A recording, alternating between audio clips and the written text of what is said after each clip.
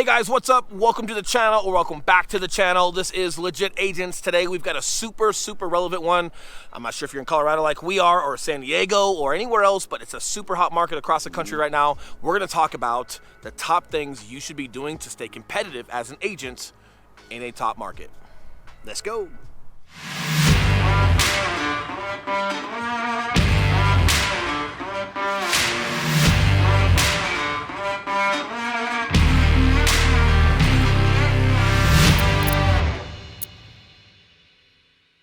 What's up, guys? We are the Legit Agents. I'm sure you are too if you're watching this channel. It's an acronym. We're self-proclaimed, but it's an acronym. We'll get to it later. You saw it on the intro. You saw it already. Yep.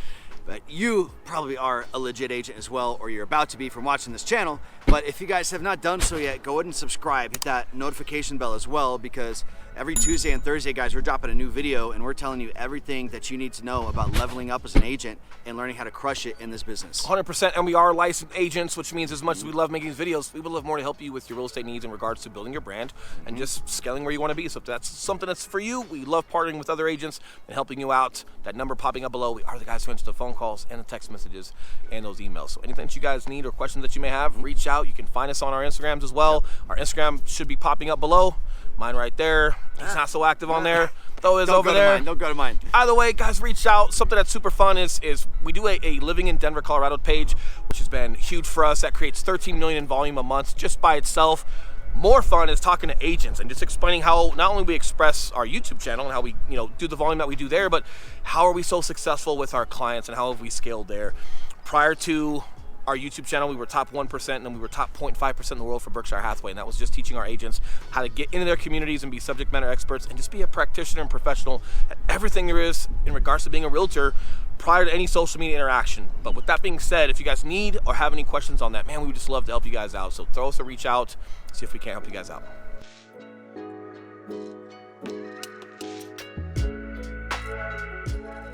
All right, guys, getting into it, like Will said in the intro, the entire country right now is so competitive when it comes to finding inventory, finding homes to buy. So in this video, guys, we've got some unique things that we apply to our own business. We help agents apply to their business. And maybe it's just some things that may seem basic, but I promise you haven't thought of some of them, and I promise you're not executing or implementing any of these. And you got to be consistent at it, right? So whether it works the first time or not, it's not so much about that. It's about just being consistent. So the biggest thing that we do is time block everything out. So when we're on our Google Calendar, everything that I do in the mornings, if we got, when we have active buyers, it's what are my habits that I need to do with every buyer every day, right? Like, what are we looking for? Are we under contract? Am I reviewing things for certain dates and deadlines that are coming up? Or, hey, do we have active buyers? And I need to be doing something. Either way, that should be first thing in my morning. So when I'm sipping my pre-workout and everybody's asleep and I'm getting ready to go to the gym, I'm touching some of those. And what are those that I'm talking about? I'm talking about new on market. Obviously, those are the easy ones. You get alerts for those. But what about the back on markets? Those are huge, right? Price reductions. Days on market, too. Right? Price reductions. Even furthermore, it's like some things that come with price reductions is those days on market. Are you watching your MLS for that? And are you being proactive enough to make those phone calls and see what's going on? In addition to that, if you miss out on something, and we're going to dive into this a little bit further, but if you miss out on a home, somebody else wins this offer. Hey, when are inspections? 3 days, 5 days, 7 days max that they're getting those inspections. Are you reaching back out to that listing agent and just giving a courtesy call that, hey, my buyers are still active? Not an email, not a text message. No, like phone calls. Having that conversation, just saying, hey, here's where we're at, here's what we've been looking for. We have not found something. Your home is still a great fit. How's an inspection going so far? Is there anything that you might need from us? Hey, if there's any disgruntledness, or if you guys are not pleased with the inspection objection that you get back, if there's anything we can do to be a better value add for your sellers, hey, we're here. But just making that phone call, you know what that's going to give you?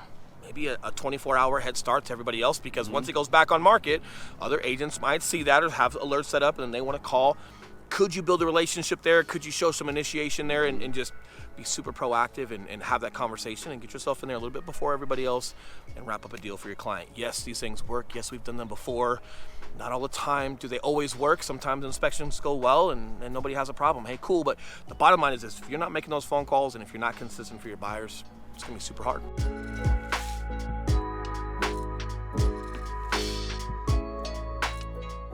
everyone in real estate talks about prospecting for leads, right? Hey, did you call your leads 2 hours a day, every morning, your power hour, prospect.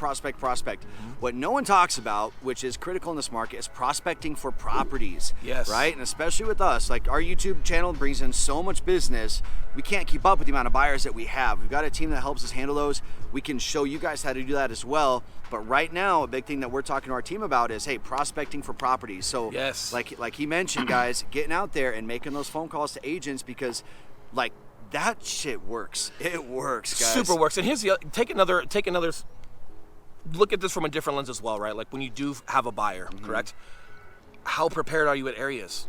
Like, do you wait to go look at areas once you have a buyer? Oh, like, hey, for example, we're in Inglewood, Colorado today. We're doing some YouTube films. Do we wait till we have a buyer that's looking in the Inglewood area before we kind of know about Inglewood and what's available in inventory and what it's looking like? Or have we done our due diligence, and do we already know? Because each and every week we're picking areas to stay up with and up to date with, and we're reviewing those things on a daily basis as well. And in addition to that, new builds. Where are new builds at in all of your areas? What's their inventory look like? What's the names of the people that are running those new builds as far as those sales reps that are there? Do you check in with them?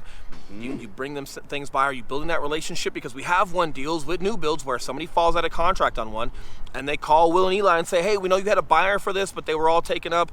This one just became available. Would you like it? And why would they do that? Well, first and foremost, we built a relationship. Secondly, they're paid on commission too. Yep. They want that back under contract as quickly as possible. Who do they know to call? Yep. They know to call us. We've also had times where we've been under contract with a buyer and a bigger lot came available that was a corner lot in a cul-de-sac that one of our buyers wanted. They were able to switch because that fell out of contract. So we just switched and transitioned over. We've also had an opportunity where it wasn't our client. Someone came in that knew one of our clients and they were wanting to buy a new build. And those new build agents called us and said, hey, we've got a client that knows you're one of your clients. Would you like to represent them as well? Sounds like they'd like some help. We'd love to have you guys help them. We appreciate your time around here.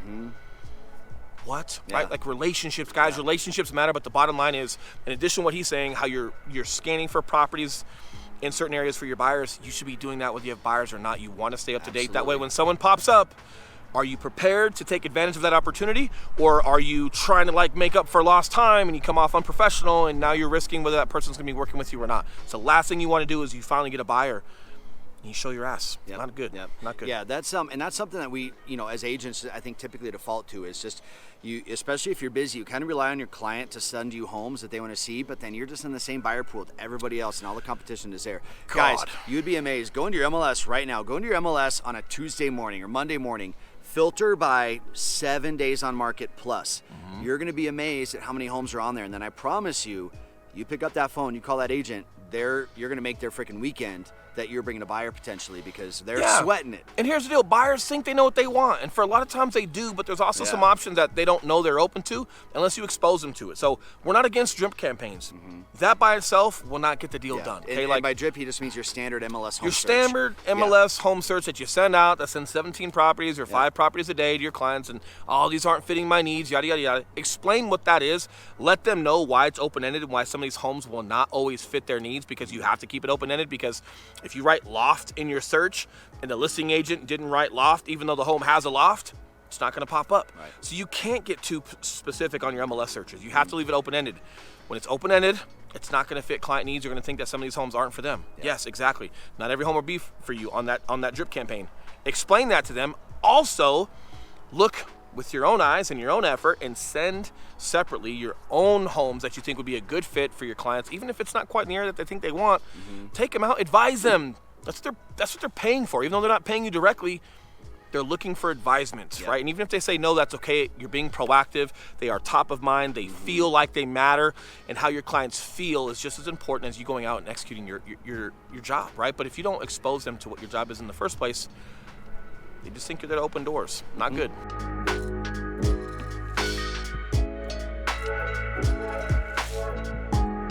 Now, another source you guys may not have thought of that we've been having a lot of success in finding off-market deals for our clients are rentals. What? Ooh. Yeah. What? How can you buy a seriously. rental? And you can also see how long a rental's been on the market. Guys, get on Zillow. Put rental filters on there. They've got the owner's communication or phone number right there. The owner's contact, not communication. Yeah. Contact information. Call that landlord and say, hey, I am a real estate agent. I know you have this house for rent. Hey, listen, I've got a buyer. They'd be willing to pay X amount of dollars for Make this sure house. you have a buyer, please. Make sure you've got a buyer. Don't do that whole don't bait do and this to get switch. listings. We don't need to do that anymore, guys. No. By now, you should have at least buyers. This is a video not about how to trick people into getting listings. This No. is about how to You find will- real deals for your buyers. Listen, I don't think anything about me says trick or indirect. I'm about as direct as you get. You don't Yeah. do that, right? Yeah. You don't bait and switch. Not cool. The bottom line is, if you do have buyers and there are some rentals that fit what Yeah. they might need, make those phone calls, because a lot of times people that own rentals, they're tired, they're exhausted from it. It's been a lot of maintenance or a couple of hassles here and there, and maybe they don't want to, but they think there's some ROI in it. Well, when the market is this hot, maybe they haven't been exposed to how much equity they have in that home, and maybe they go, man, well, if I can make that much on my home, maybe I would sell it, and then down the road, when homes are cheaper, I can go buy another rental property. And cut your commission. You don't got to make 6% on that. Yeah. Like when we're having those phone calls, hey, dude, I don't need 6% from you. Pay me my buyer agent fee, 3%. Yep. If we can bring a buyer at this price, would that interest you? Right. I promise they're gonna think about it. Consistency. All the Yeah. tips that we just have been giving you guys, pick one or two, get super diligent about it. When you've built your calendar and your habits feel like they're smooth and you can handle more, add one or two or more of these tasks to yourself throughout your week, and just stay as proactive as possible. But the bottom line is, this is your opportunity to be super proactive for your clients and to earn that.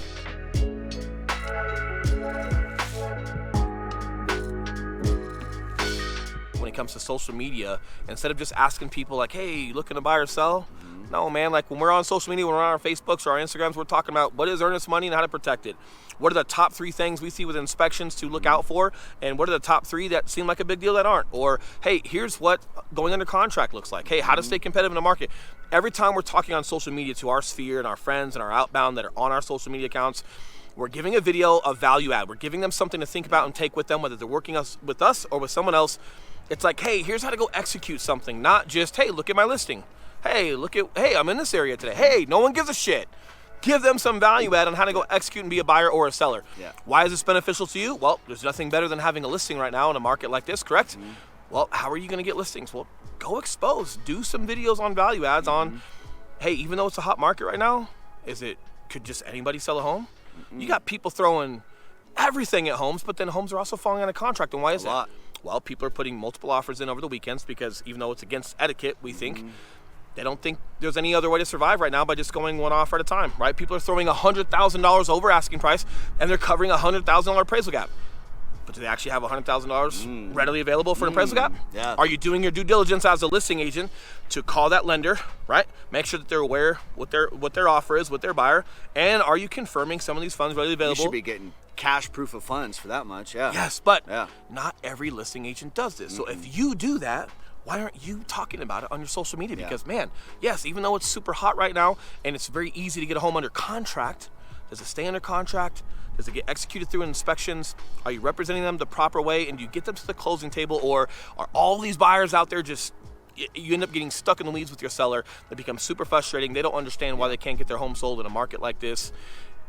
And it becomes frustrating for them. Yeah. And then, right? So understand if you've got some value adds there, or if I'm sparking some thought for you and you're like, man, I do well at that. Oh, I do take a lot of pride in that. Great.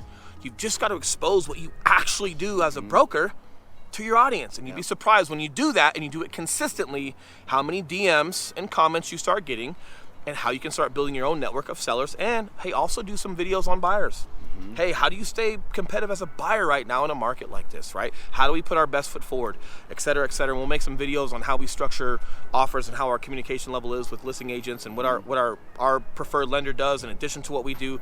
That super helps us out. But the bottom line is, all of that is great content. All of that is super knowledgeable, professional pieces to you and your business that none of your sphere know about because we're showing our closing photo. We're not giving them real tangible things to look at, to be super appreciative of, and they start knowing and liking and trusting you because you're on video and you can articulate well and you've got extraordinary value. They start reaching out to you. Consistency is what will keep you top of mind, because if it's not that day they need you, but it's the next day or the next week, if you're top of mind because you're consistent with your content, it hits. Guys, before we ever had a YouTube channel, we were top 1% and then top 0.5% teaching 9 other agents how to do this. We hit top 0.5% in the world for Berkshire Hathaway with 9 of us. And it was being subject matter experts on what we did and true practitioners. And we got into our spheres. We got into where we lived. We were celebrities, whatever you want to call that whole thing about being a subject matter expert in your area, but having engaging conversations at the gym and at your kiddos' schools and on your social media, it does work. So there's a lot of consistency you can have there that's super beneficial, and it's on you to show people how professional you are and what your value add truly is.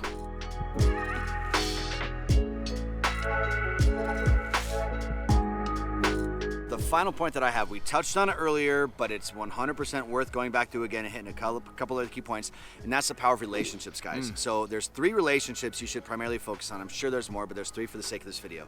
A, past clients, that's a given. B, other agents. So networking with other agents, having homies in the industry, and get it, homies? Having people that you can call. I don't get it, but ha ha ha. Homies, homes, real estate. Oh, homies, okay. Yeah. Homie, all right. I'm not that. I'm old. I'm a dad. Not Sorry. even a reach. Homie. We literally call each other homie every day. Guys, Subjectively funny. being able to pick up the phone and call, hey man, you got any listings coming up? We're all dying right now, and making a joke with your buddy. Man, more often than not, I promise, they're going to have a listing coming up in the next month or 2. And if we can say, hey guys, what do you think about selling that for? Hey, if we come in 10, 15, 20 grand above that, cover the appraisal gap, give their seller a reason to forego going on the market, have that conversation with them, they're most likely going to entertain it, or at least have you come by. And I love this idea, but I want to give you guys just one caveat. Don't find yourself at happy hours and over-indexing on networking with other agents and title reps and all this stuff and just not getting to work. When you've done all of this other stuff and you've been consistent once or twice a week for several weeks on your social media, and you've helped all your buyers any way that you can, and you do have a little bit of free time as far as like networking, absolutely, but just make sure that you're not putting the cart in front of the horse. At the end of the day, if you want to network with other agents, what are they looking? That's B2B. Agent to agent, that's business to business. What do they want from you? What do they need? If they got listings and they want buyers, well, they got to know that you're trustworthy. They got to know that your buyers are going to be super consistent, and that what you say is what it's going to be. Well, how are you going to be able to prepare to do that if you don't have any buyers? Or if you just haven't worked with many buyers, right? Like, you've got to have enough poise, enough confidence that you can prepare a buyer properly in the first place where a listing agent can trust you. So all good things to think about, but the bottom line is don't get stuck in that trap of being on every private Facebook group on the planet and watching every video and going to every happy hour and every CE course, and every title person knows you and everyone knows you. They just don't know you for a deal. Such a good point. I promise, guys, before you go out and get a single new relationship, you've got 10 solid relationships in your phone already that you're not even working. So work those 10 relationships from the people in your brokerage, from the people you worked with in the past that you just hit it off with on a deal. Hit those people up. Hey man, I love doing this deal with you last month. Do you have anything coming up? This is what we're looking for. What are your thoughts? And then guess what? They may do that to you, and then you might be able to get a great deal for a seller down the road. I'm just like going back into my head of like, okay, cool. In the last 5 years, how many happy hours have I been to? 1, maybe. 1 maybe? 0. There's yeah. a couple folks that we go meet with that we do actual big business with. But guys, I'm not the golfer. No. It's okay to golf. And here's what I want to, I'll leave you with this before I have we get out of here. one more relationship. Ah, shit. One more relationship. I said 3. I hit 2 of them. All right. Again, we touched on it, but I want to go a little deeper. It better be good. Builder relationships. Now, here's what this looks like. As part of your prospecting, what we've done, we've learned every new build community that there is around the entire Denver metro area. I've got a list where I have the community name, the average home prices, where they have quick move-ins or not, if they have any incentives for buyers right now. I've got all that stuff listed out on a spreadsheet. So if I know someone is interested in Southeast Aurora or Castle Rock, I know where all those communities are. Go a level deeper. Go to all the communities, learn them, go talk to the salespeople over there, exchange personal cell phone information. Don't just grab a card. Let them know, hey, will you please give me a text anytime you have a quick move-in or one fallout. And again, B2B. Again, B2B, guys, it's okay to let them know, hey, here's what my buyers are needing. Here's what I'm looking for. I would super love to be a value add for you. Don't just go in there and bring them donuts and, and you're pretending to be nice. There's nothing wrong with that, but then you never learn how to ask for the sale. Well, when it's B2B, guys, it's super easy to ask for the sale. You just say, hey, here's why I'm here. Here's what I've got buyers that are looking for. How can I be a value add to you? What's the best way to keep in communication with you so if something does come up, I can be here and represent my clients as best as possible and take whatever inventory you have off of your hands and go execute and close deals together. Just say it. Man, just say it. We'll get like 10 text messages a week from all different new build communities. Hey, Eli, we have these 3 houses that are quick move-ins available now. And in this market, we get that many, and then what I do, we forward that out to our team. Hey, guys, here's for your buyers. Check out what they got. 100%. I'm going to leave you with this, right? Leaving you with this. Every idea we just gave, the builder stuff, hey, if you go to happy hours, cool. If you play golf, cool. I'm not going to tell you how to run your business. Here's what I will say. Run after action reports with yourself every week. What's working, what's not working. Whatever's working, how can I triple down and do more of that? Whatever's not working, how can I mitigate it? Adjust that so it does work, or after a couple weeks, if something's still not working, how can I get rid of it? What else can I add to my plate and run after action reports on that? But the bottom line is, we hear so many people that do happy hours and that go to golf. Oh yeah, man, well, they're just great business conversations. I get a lot of good stuff from it, and they can't show me one deal. They can't show me one deal that came from someone directly at the golf course or that got referred to them from somebody at the golf course.